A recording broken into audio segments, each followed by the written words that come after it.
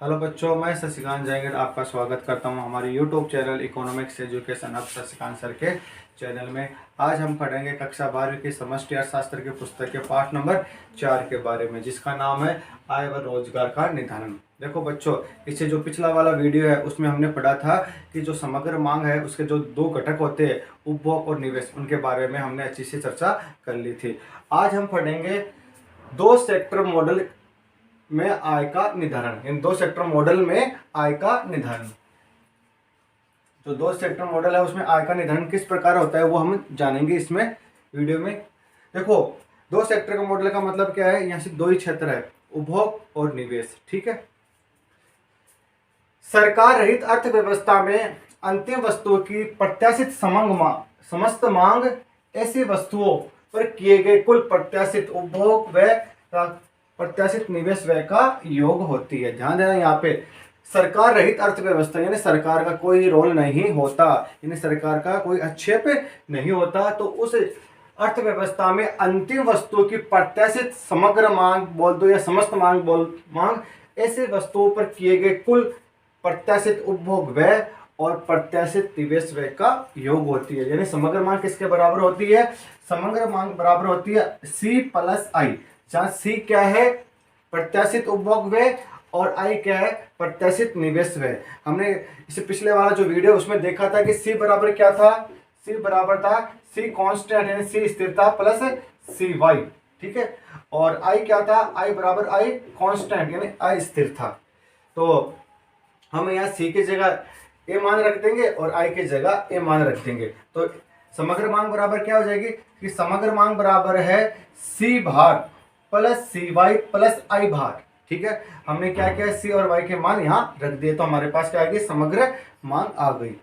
यदि अंतिम वस्तु बाजार संतुलन में हो तो इसे इस प्रकार लिखा जाता है, मतलब अंतिम वस्तु बाजार संतुलन में होती है, यानी हमें यहाँ क्या ज्ञात करनी है? I ज्ञात करनी है। तो I बराबर क्या हो जाएगी? Y बराबर C constant plus CY plus I, यानी C भार प्लस CY प्लस I भार हो जाएगा। जहां Y क्या है? अंतिम वस्तु की प्रत्याशित और नियोजित निर्गत है। तो Y क्या दर्शा रहा है? यहाँ अंतिम वस्तु की प्रत्याशित और नियोजित निर्गत को दर्शा रहा है, यानी उत्पादन को दर्शा रहा है।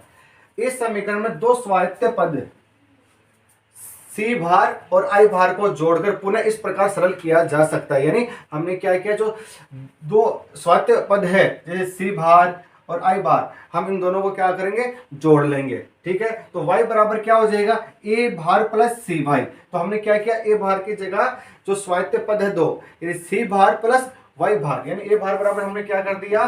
C भार प्लस I भार को शामिल कर लिया, यानी जोड़ दिया। तो I भार की जगह क्या आ गया? C भार प्लस I भार, तो दोनों का योग है। तो ये भार क्या है? C भार प्लस I भार का योग हो गया, तो हमने यहां लिख दिया प्लस CY। जहां A भार बराबर है C भार प्लस I अर्थव्यवस्था का कुल स्वायत्त व्यय है। ध्यान देना बच्चों, जहां A किसको दर्शा रहा है? अर्थव्यवस्था के कुल स्वायत्त व्यय को दर्शा रहा है। वास्तव में स्वायत्त व्यय में ये दोनों घटक भिन्न भिन्न प्रकार से व्यवहार करते हैं, यानी जो दोनों घटक है ना C और I, ये क्या करते हैं? भिन्न भिन्न प्रकार से व्यवहार करते हैं, और अर्थव्यवस्था के जीवन निर्वाह उपभोग स्तर को प्रदर्शित करने वाला C भार प्राय स्थित रहता है। तो ध्यान देना, जो C है, ये C है, ये हमेशा क्या रहता है? हर स्थिति में क्या रहता है? स्थिर ही रहता है। जबकि ये I है, इसमें क्या होता है? समय समय पर उतार चढ़ाव देखा जाता है, उतार चढ़ाव आता रहता है। अब ध्यान देना कि बाईं ओर Y पद, देखो ये लेफ्ट साइड में जो Y पद है, ये अंतिम वस्तुओं और सेवाओं की प्रत्याशित निर्गत नियोजित पूर्ति को प्रदर्शित कर रहा है। तो Y किसको प्रदर्शित कर रहा है? समग्र पूर्ति, यानी प्रत्याशित निर्गत या नियोजित पूर्ति को प्रदर्शित कर रहा है। क्या? Y बराबर क्या है? AS है। AS क्या है? समग्र पूर्ति को दर्शा रहा है। क्या? ये Y पद। दूसरी ओर बाईं ओर की अभिव्यक्ति जो बाईं ओर है, A भार प्लस CY, ये अर्थव्यवस्था में अंतिम वस्तु की प्रत्याशित या नियोजित समस्त या समग्र मांग को प्रदर्शित कर रहा है। जैसे ये जो है ना A भार प्लस CY, ये किसको प्रदर्शित कर रहा है? समग्र मांग यानी AD को प्रदर्शित कर रहा है। देखो हमने AD बराबर क्या लिखा था? ये लिखा है। तो ये Y किसको प्रदर्शित कर रहा है? समग्र पूर्ति को। और ए भार प्लस सी वाई ए कर रहा है समग्र मांग को प्रदर्शित करता है। जब अंतिम वस्तु बाजार और अर्थव्यवस्था संतुलन की स्थिति में होती है तब प्रत्याशित पूर्ति और प्रत्याशित मांग के बराबर होती है। यानी जब अर्थव्यवस्था में क्या होता है, संतुलन रहता है, तो उस स्थिति में क्या होगा, समग्र पूर्ति बराबर होगी समग्र मांग के। यानी ये बात ध्यान रखना, जब अर्थव्यवस्था में संतुलन होता है तो उस स्थिति में जो समग्र पूर्ति है वो समग्र मांग के बराबर होती है। यानी वाई बराबर ए भार प्लस सी वाई होता है। तो बच्चों यहाँ तक तो आपको समझ में आ गया होगा। अब आगे हम पढ़ते हैं, यदि अंतिम वस्तु के निर्गत से जो कि उत्पादक किसी नियत वर्ष में उत्पादन करने का नियोजन करता है, यानी कोई उत्पादक है नियत वर्ष में उत्पादन करने की योजना बनाते हैं, नियोजन करता है, अंतिम वस्तु की प्रत्याशित मांग कम हो तो y बराबर ए भार प्लस सी वाई सही नहीं होगा। इसमें क्या बता रहा है, प्रत्याशित मांग कम हो तो ध्यान देना कि y बराबर क्या है, सी प्लस y बराबर है ए भार प्लस सी वाई, ये तो सही होता। अगर y बराबर ए भार प्लस सी वाई हो तो ये कोई भी स्थिति में सही नहीं होगा। इस स्थिति में क्या होती है, मांग प्रत्याशित मांग कम हो जाएगी। प्रत्याशित मांग कम हो जाएगी तो उस स्थिति में क्या होगा, गोदाम में स्टॉक का अंबार लग जाएगा, यानी वस्तु बिकेगी नहीं, और वस्तु बिकेगी नहीं तो जब मांग ही नहीं होगी तो वस्तु बिकेगी नहीं, तो उस स्थिति में क्या होगा, गोदाम में स्टॉक का अंबार लगा रहेगा, जिससे माल सूची का अनभिप्रेत संचय कहा जाएगा। यानी माल सूची में क्या हो जाएगी, वृद्धि हो जाएगी। क्या ध्यान दिया जाता है कि माल सूची का स्टॉक इसलिए फर्म के पास ही रहती है, माल सूची में परिवर्तन को माल सूची का निवेश कहा जाता है। यानी माल सूची में जो परिवर्तन होता है उसे माल सूची का निवेश कहा जाता है। यह निवेश ऋणात्मक भी हो सकता है और धनात्मक भी हो सकता है। यदि वृद्धि होगी तो धनात्मक हो जाएगा, यदि कमी होगी तो ऋणात्मक हो जाएगा। यदि माल सूची में, ध्यान देना बच्चों, यदि माल सूची में वृद्धि होती है तो यह धनात्मक माल सूची निवेश कहलाता है, जबकि माल सूची में कमी होती है तो यह ऋणात्मक माल सूची में निवेश कहलाता है। माल सूची में निवेश दो कारणों से होता है। ध्यान देना बच्चों, जो माल सूची होती है उसमें निवेश दो कारणों से होता है। पहला, फर्म विभिन्न कारणों से कुछ स्टॉक अपने पास रखने का निर्णय लेती है। फर्म क्या करती है, कुछ कारण होते हैं तो कुछ स्टॉक अपने पास स्वयं के पास रखने का निर्णय लेती है, जिसे नियोजित माल सूची निवेश कहा जाता है। उसने प्लान बना लिया है कि मुझे अपने पास रखना है, तो वो क्या है, नियोजित माल सूची है। दूसरा कारण है कि जब वास्तविक बिक्री, ध्यान देना बच्चों, जब वास्तविक बिक्री नियोजित बिक्री से कम या ज्यादा होती है, जब फर्मों को माल सूची में वृद्धि या कमी करनी पड़ सकती है। यानी जो वास्तविक बिक्री है नियोजित बिक्री से या कम हो गई या ज्यादा हो गई, तो उस स्थिति में जो फर्मों की माल सूची में वृद्धि या कमी करनी पड़ जाती है, इसे अनियोजित माल सूची निवेश कहा जाता है। इसे अनियोजित क्या कहा जाता है, माल सूची निवेश कहा जाता है। यद्यपि नियोजित वाई, ध्यान देना बच्चों, यद्यपि नियोजित सी प्लस आई से अधिक हो तो, ध्यान देना, नियोजित वाई अधिक है सी प्लस वाई से, देखो वाई ग्रेटर देन है सी प्लस आई से अधिक है, तो फिर भी वास्तविक सी प्लस आई के बराबर हो गया। नहीं, नियोजित तो अधिक हो सकता है, नियोजित जो वाई है वो नियोजित सी प्लस आई से अधिक हो सकता है, परंतु जो वास्तविक वाई है वो वास्तविक सी प्लस आई के बराबर होता है। यानी ध्यान रखना बच्चों, हमेशा क्या होता है अर्थव्यवस्था में कि जो वास्तविक वाई होता है ना, वो वास्तविक सी प्लस आई के बराबर होता है। तो अधिक हो है वास्तविक वाई वास्तविक सी प्लस आई के बराबर होगा। लेखांकन तादात्म्य में दाई और यथार्थ निवेश में मालों के का अनभिप्रेत संचय के रूप में अतिरिक्त निर्गत को दर्शाता है। ध्यान देना बच्चों कि जो तादात्म्य में दाई और यथार्थ निवेश में मालों का अनभिप्रेत संचय के रूप में अतिरिक्त निर्गत को दर्शाता है। तो इस प्रकार बच्चों ये आपको समझ में आ गया होगा।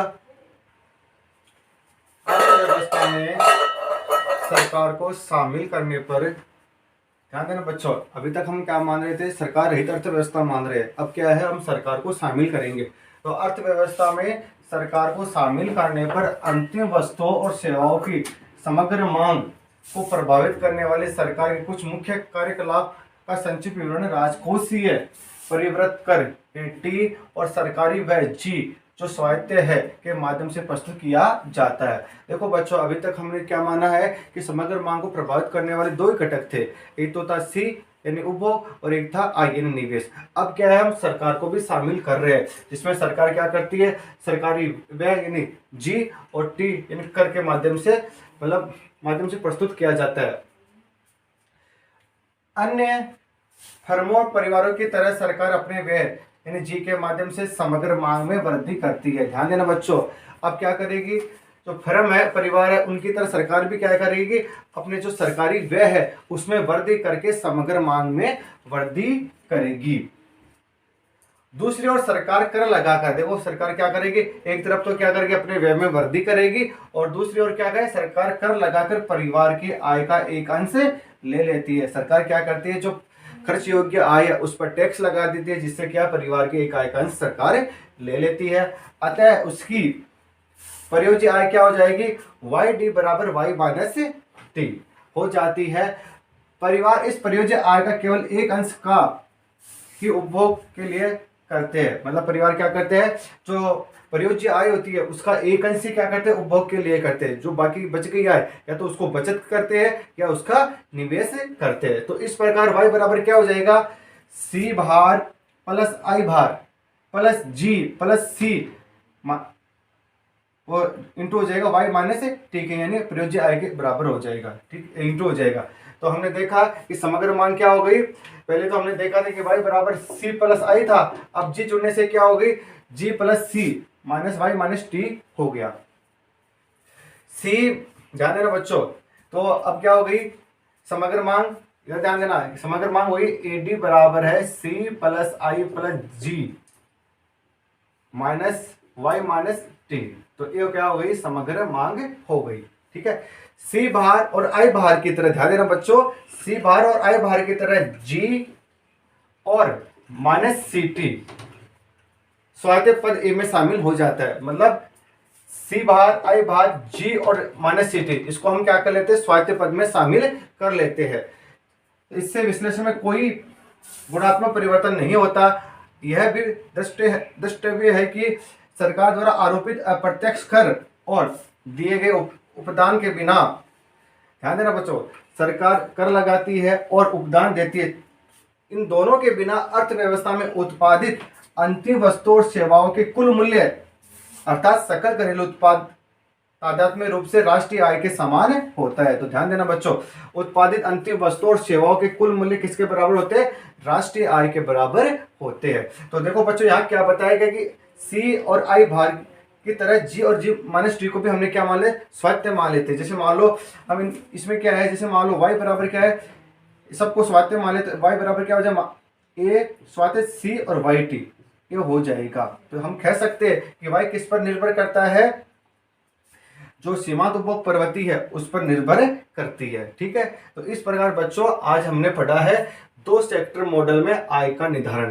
तो दो सेक्टर मॉडल में आय का निर्धारण किस प्रकार होता है ये मैंने आपको स्टेप बाय स्टेप समझा दिया है। ठीक है, तो बच्चों इनको उतारना बहुत इंपॉर्टेंट है। ठीक है, और इससे कभी कभी क्या है, न्यूमेरिकल क्वेश्चन भी पूछा जाता है इस सूत्र के आधार पर।